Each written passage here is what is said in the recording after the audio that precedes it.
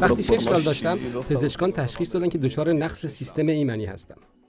در سال روز تولدم با وضعی وخیم و در حالی که در آستانه مرگ بودم من را به بیمارستان بردند. بعد از یک زاتوریه شدید دیگر پزشکان تشخیص دادند که مبتلا به آگاماگلوبینمینی هستم. شنیدن این خبر برای پدر مادرم همچون شنیدن حکم مرگ من بود، در حالی که پزشکان من را از مرگ حتمی نجات دادند. 6 سال اول زندگیم همراه با بیماری‌ها و عفونت‌های شدید و پی در پی و هفته‌ها بستری شدن در بیمارستان و دریافت آنتیبیوتیک‌های متعدد بدون تاثیر و کمک بود. فقط بعد از تشخیص بیماریم بود که توانستم زندگی کمابیش عادی را شروع کنم. تشخیص بیماری این امکان را به پزشکان داد که درمان را شروع کنند. شروع به دریافت ایمونوگلوبولین هایی کردم که در ابتدا به صورت وریدی بود و پس از چند سال به صورت زیرجلدی تغییر یافت.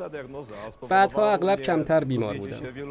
تشخیص دیرهنگام موجب شد که بیماری های مزمن زیادی مبتلا شوم. صرف نظر از نقص سیستم ایمنی دچار گشاد شدگی مزمن نایجه ها، سینوزیت مزمن، برونشیت مزمن و فیبروز یکی از لوب های ریه هستم. این بیماری زندگی روزمره مرا مختل کرده. بدون شک همه این بیماری‌ها زندگی عادی یک انسان 20 و چند ساله مثل من را غیر ممکن می‌سازند.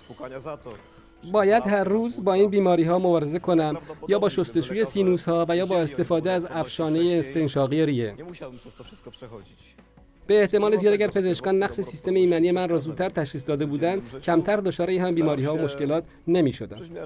گرچه نقص اولیه سیستم ایمنی زندگی من را مختل می‌کند، سعی می‌کنم تا جایی که امکان دارد زندگی عادی داشته باشم، کاملا از زندگیم لذت ببرم. من در رشته حقوق دانشگاه سیلسیا تحصیل می‌کنم و یکی از اعضای فعال انجمن محافظت از ایمنی هم هستم. تلاش می‌کنم به سایر افراد مبتلا به نقص ایمنی کمک کنم. تا سال 2008 با ایمونوگلوبولین وریدی مداوا می‌شدم. من خاطرات خوبی از اون دوران ندارم. تزریق‌های درون وریدی خیلی طولانی هستند. مجبور بودم ماهی 2 تا 3 روز در بیمارستان باشم. به همین دلیل احساس خیلی بدی داشتم. چندین بار دچار شوک آنافیلاکتیک شدم. تا چند روز بعد از تزریق ایمونوگلوبولین هیچ کاری نمی‌توانستم انجام بدم.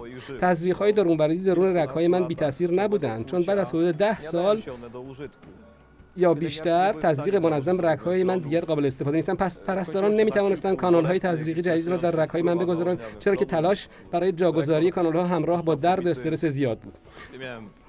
وقتی که حدود 10 سال داشتم، حدود 11 یا 12 بار این کانال گذاری برای من انجام شد که از نظر تعداد به رکورد خود رسیده بودم.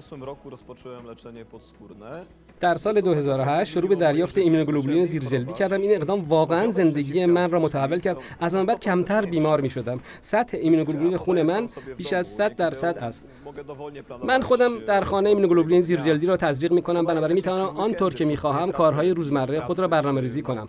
اغلب این کار را طی تعطیلات پایان هفته انجام می دهم، بنابراین مجبور نیستم از محل کار یا تحصیلم غیبت کنم. دیگر مثل گذشته مجبور نیستم مدتی طولانی در بیمارستان بستری شوم. هیچ وقت این بیماری را نوعی محکومیت محسوب نکردم یا چیزی که بتواند امکان زندگی کردن را از من سلب کند. از نظر من بیماری ارزش‌هایی هم دارد. به من این احساس را می‌دهد که خیلی سریعتر به بلوغ فکری برسم. یاد گرفتم چگونه بر مشکلات غلبه کنم، هم مشکلات روزمره و هم مشکلات حادتر. من با این آگاهی زندگی می‌کنم که بودن من در این دنیا کوتاه‌تر و با راحتی کمتر خواهد بود. این آگاهی به من کمک می‌کند که همه چیز را هدفمند و معنادار ببینم و در انجمن فعال باشم. کمک من به سایر بیماران نوعی کمک به خود برای رشد و شکوفایی است. این کار رضایت زیادی به من می‌بخشد.